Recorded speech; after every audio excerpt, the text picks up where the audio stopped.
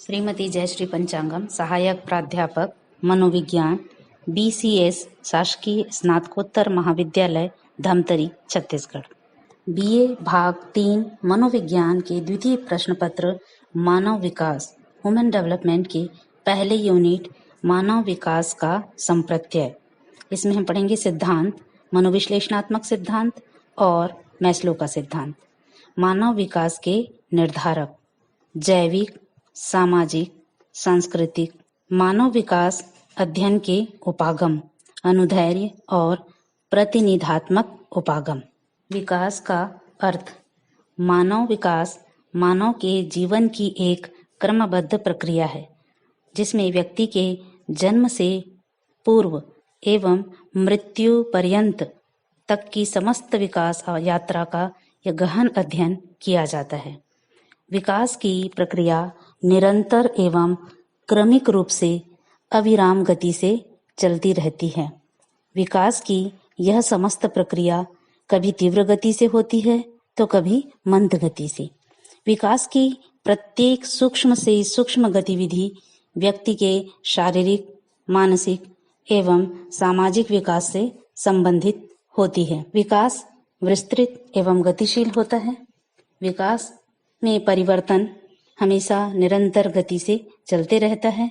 विकास की प्रक्रिया गर्भाधान से गर्भावस्था की पूर्ण स्थिति तथा शिशु के जन्म के पश्चात मृत्यु तक निरंतर चलते रहती है। विकास में सम्यक और असम्यक तत्व साथ साथ चलते हैं, अर्थात सम्यक मतलब सकारात्मक और नकारात्मक, ये दोनों तत्व होते हैं। विकास के साथ साथ अभिवृद्धि की प्रक्रिया के भी चलते रहती है। परिभाषा। कुछ मनोवैज्ञानिकों ने विकास की परिभाषाएं दी हैं। हरलॉक के अनुसार प्राणी में घटित होने वाले विभिन्न शारीरिक एवं मानसिक परिवर्तनों के साथ साथ गुणों तथा विशेषताओं की नियमित और क्रमिक उत्पत्ति को मनोवैज्ञानिक भाषा में विकास कहा जाता है।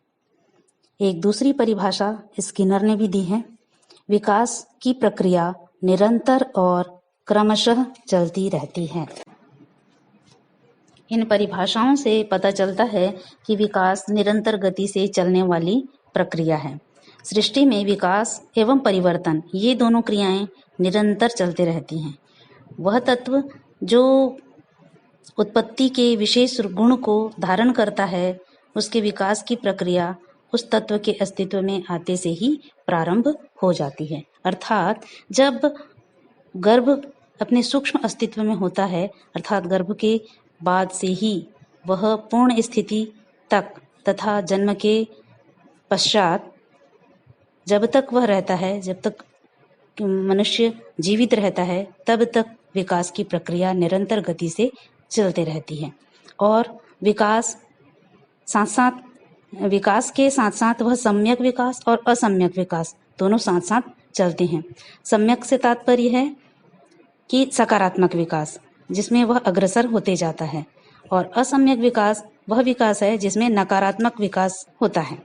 विकास की प्रक्रिया में होने वाले परिवर्तन। जैसे जैसे हम विकास की ओर अग्रसर होते हैं, मनुष्य का उम्र धीरे धीरे बढ़ते जाता है। वह जन्म के बाद से हर दिन उसमें विकास होते जाता है। वह निरंतर गति से होता है, परंतु वह विकास की प्रक्रिया किस ओर चलती है इसे हम देखते हैं।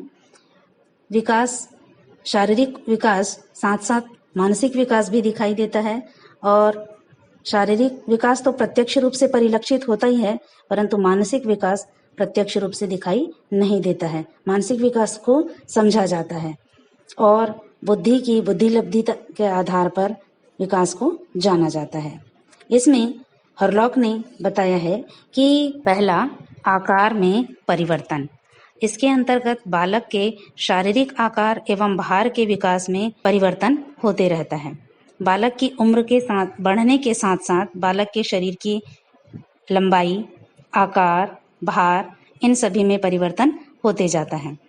साथ ही साथ उनके वजन में भी परिवर्तन होता है और बालक के शरीर के संपूर्ण विकास की यह प्रक्रिया स्वाभाविक रूप से संचालित होते रहती है। शरीर एवं मानसिक विकास, ये दोनों साथ साथ चलते हैं। जैसे जैसे उम्र बढ़ते जाता है उनके व्यावहारिक गतिविधियां भी सामने आती हैं।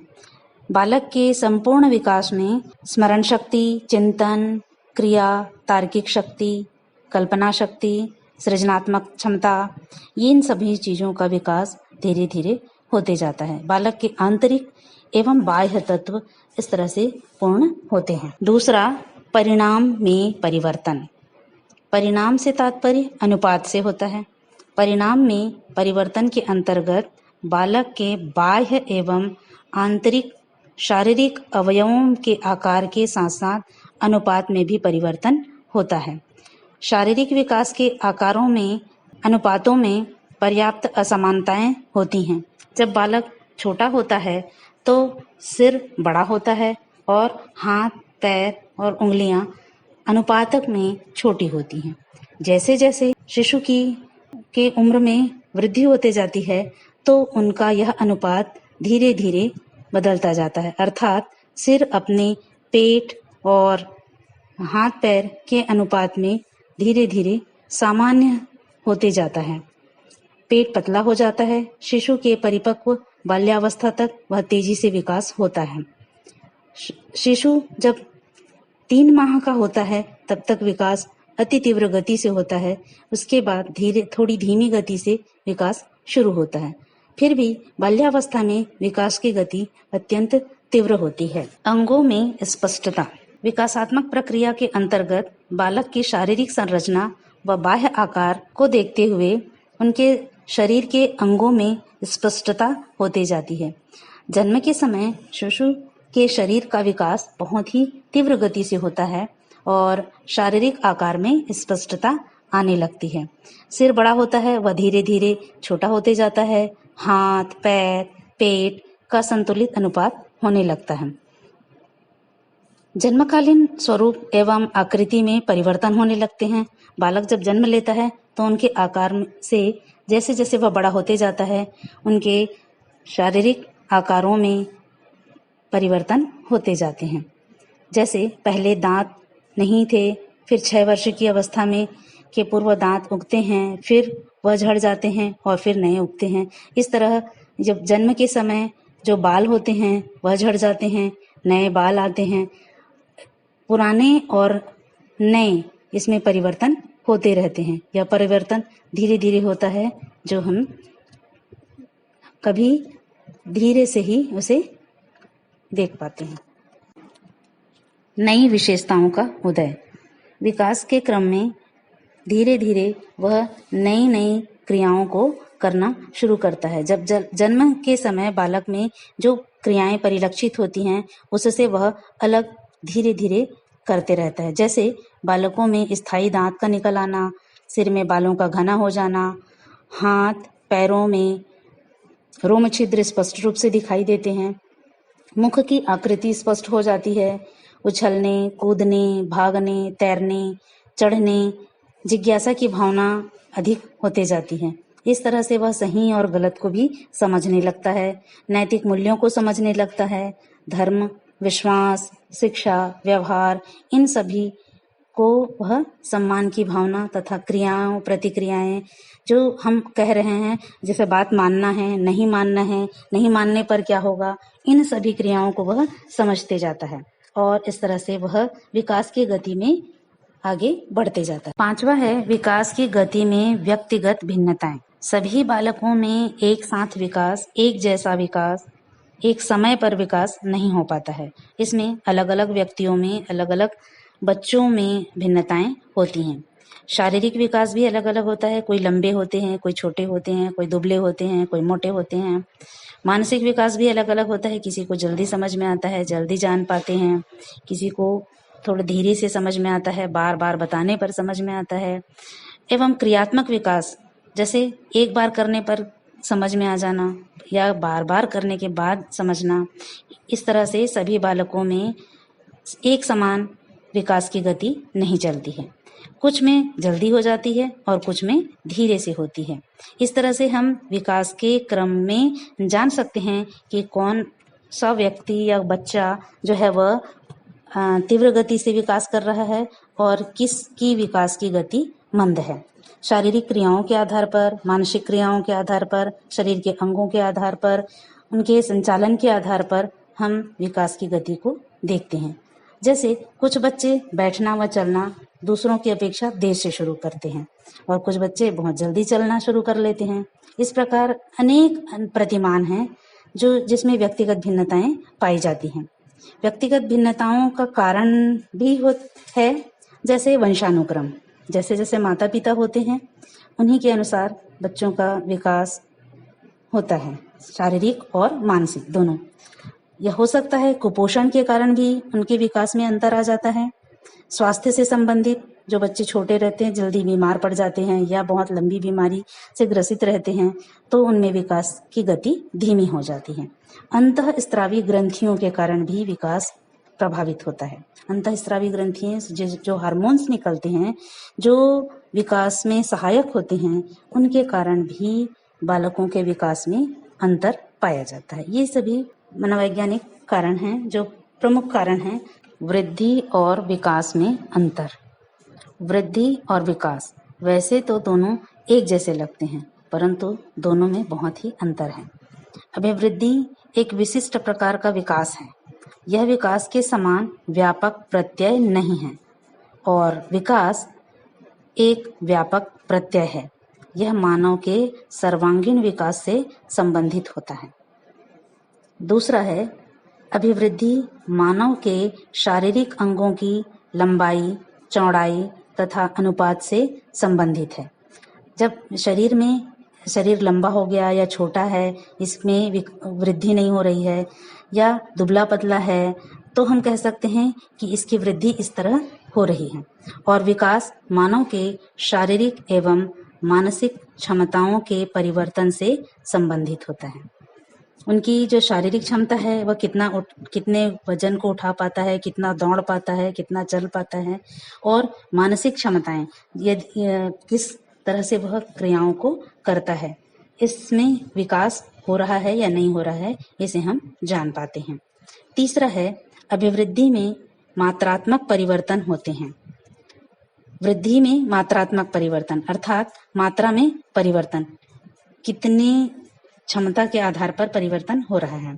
और विकास में गुणात्मक परिवर्तन होता है, कितने तक वह कर रहा है, इसमें क्वालिटेटिव चेंजेस होते हैं। और चौथा है, अभिवृद्धि संरचनात्मक परिवर्तनों से संबंधित है। जो उनकी संरचना है, उनके शरीर की जो संरचना है, उसे हम वृद्धि में लेते हैं।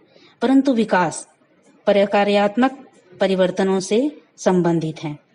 उनके किस प्रकार वह कार्य कर रहा है, विकास में हम देखते हैं कि किन किन प्रकारों को वह जान पाता है। इस तरह से ये अंतर है। नेक्स्ट अगला है 5वां, अभिवृद्धि रचनात्मक परिवर्तनों से संबंधित रहती है। उनमें किस तरह की रचनाएं हो रही हैं, शारीरिक रचना को हम वृद्धि में लेते हैं। परंतु विकास रचनात्मकता एवं ध्वंसात्मक, ये दोनों ही परिवर्तन इसमें देखे जाते हैं कि विकास किस ओर हो रहा है। क्या वह सही चीजों को सही तरह से सही समय पर कर पा रहा है, या उसे तोड़ करके या नुकसान पहुंचा करके या उसे नहीं समझ करके या समझने पर समय की अधिकता होने के कारण कर रहा है, इसे हम विकास में देखते हैं। फिर 6वां है, अभिवृद्धि शरीर के प्रत्येक अंग की अलग अलग ढंग से हो सकती है। वृद्धि जो है वो सभी में अलग अलग ढंग से होती है, इसमें समन्वय की कोई प्रक्रिया नहीं पाई जाती है। विकास अलग अलग रूप में नहीं होता है, वरन विकास की प्रक्रिया साथ साथ चलती है। वह शारीरिक और मानसिक, ये दोनों प्रक्रियाएं साथ साथ चलती हैं। 7वां है, अभिवृद्धि की प्रक्रिया गर्भाधान के 15 दिन के बाद जब भ्रूण काल से प्रारंभ हो जाती है। वृद्धि जो है वो 15 दिन के बाद शुरू होती है और यह 20 से 22 वर्ष की अवस्था तक समाप्त हो जाती है। अभिवृद्धि अल्पकालिक प्रक्रिया है, कुछ समय के बाद यह रुक जाती है। और विकास निरंतर चलने वाली प्रक्रिया है। यह गर्भ निषेचन की प्रक्रिया से शुरू होकर के मृत्यु तक चलते रहती है। विकास एक दीर्घकालीन प्रक्रिया है। 8वां है अभिवृद्धि के प्रारूपों में भिन्नता पाई जाती है। अलग अलग बालकों में अलग अलग तरह से शारीरिक वृद्धि होती है। सभी की शारीरिक वृद्धि एक समान नहीं होती है। जैसे जुड़वा बच्चे भी हों तो भी उसमें एक समान नहीं होती, कोई छोटा होता है, कोई लंबा होता है। बहुत कम होते हैं जिसके चेहरे में या किसी न किसी तरह से हम उसमें अंतर देखते हैं। एक ही माता पिता के बच्चे होते हैं, उनमें भी लंबाई में या दुबले पतले होने में इस तरह से विभिन्नताएं, शारीरिक विभिन्नताएं पाई जाती हैं।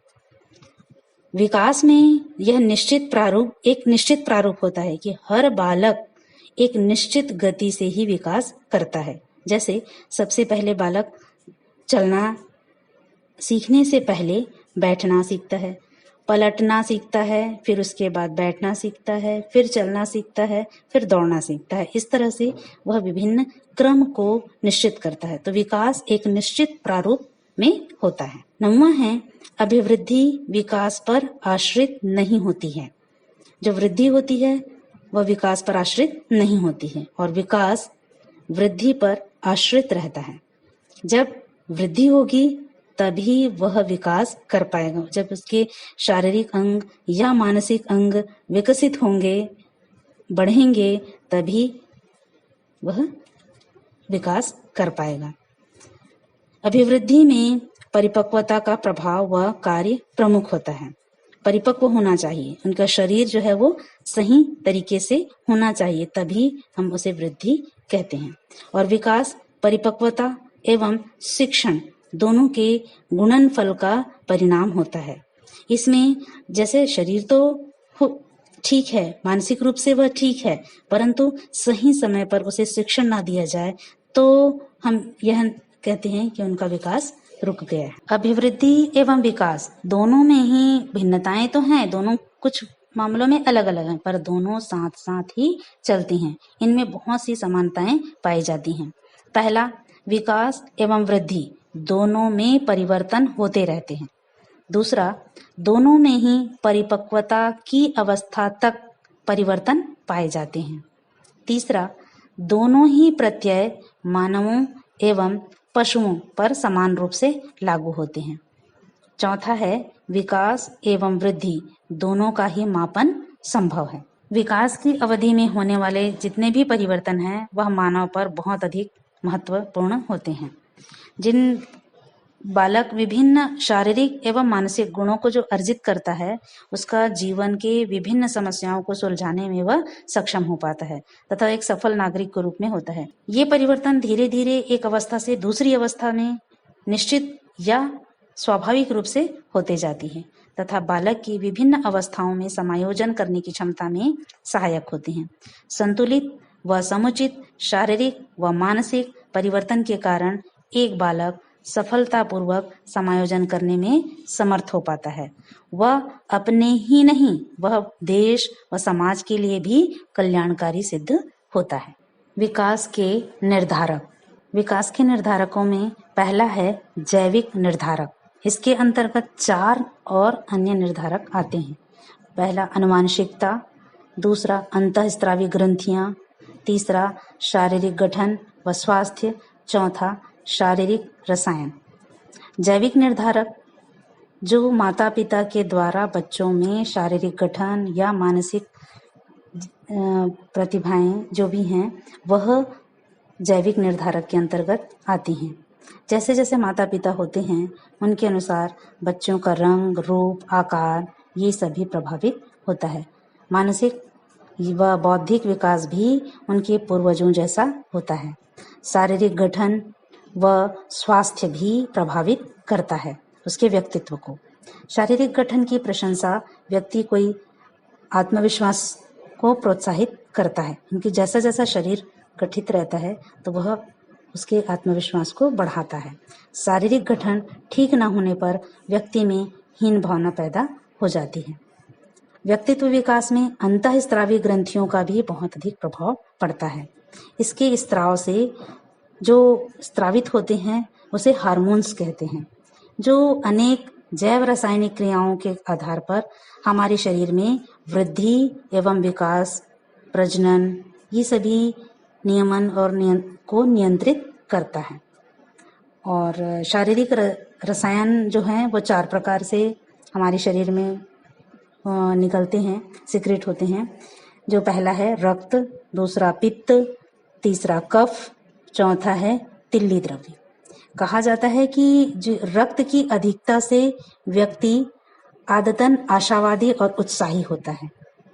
पित्त की अधिकता से व्यक्ति चिड़चिड़ा होता है।